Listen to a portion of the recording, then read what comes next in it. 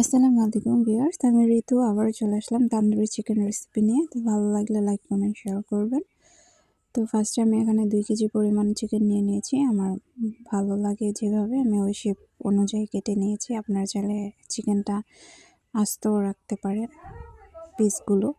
তো আমি একটা হামানদিস্তা দিয়ে আমি ভালোভাবে চিকেনটাকে থেতলিয়ে নিয়েছি যাতে মশলাগুলো ভালোভাবে ভিতরে সোক করে। তো তারপরে আমি এখানে মাংসতে খুব পানি ছিল, তো আমি পানিটা একটা টিস্যু দিয়ে সোপ করে নিচ্ছি ড্যাব ড্যাব করে। তো সোপ করা হয়ে গেলে এখন আমি মশলাগুলো অ্যাড করব চিকেনে। তো ফার্স্টে দিয়ে দিলাম আদা রসুন বাটা 2 টেবিল চামচ পরিমাণ, দিয়ে দিলাম টক দই 3 টেবিল চামচ পরিমাণ টক দই দিয়ে দিলাম শুকনো মরিচ ফাঁকিটা আপনাদের ঝাল যতটুকু খেতে ইচ্ছা করে অতটুকু পরিমাণ দিয়ে দিবেন। তো তারপর দিয়ে দিলাম হলুদ ফাঁকি, দিয়ে দিলাম গরম মশলা ফাঁকি, জিরা ফাঁকি, ধনিয়া ফাঁকি এবং চিলি ফ্লেক্স, দিয়ে দিলাম একটু সয়া সস 3 টেবিল চামচ পরিমাণ। তারপরে দিয়ে দেব বারবিকিউ সস 2 টেবিল চামচ পরিমাণ।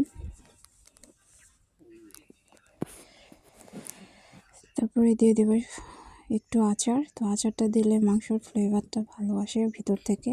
তো আমি এখানে আপনারা চাইলে যে কোনো আচার ইউজ করতে পারেন, এখানে আমি জলপাই আচার ইউজ করেছি। তো তারপরে দিয়ে দিলাম পরিমাণ মতো লবণ। এখন আমি মাংসটাকে ভালোভাবে মেখে নেব।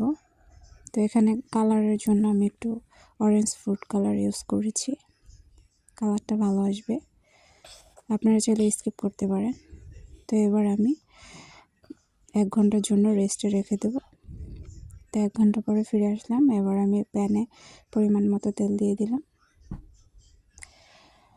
তো তেলটা অল্প পরিমাণ দিবেন, কারণ বারবিকিউ টাইপ হবে তান্দুরি চিকেনটা। তো অল্প পরিমাণ তেলে আমি এখন ভেজে নেব অল্প আছে।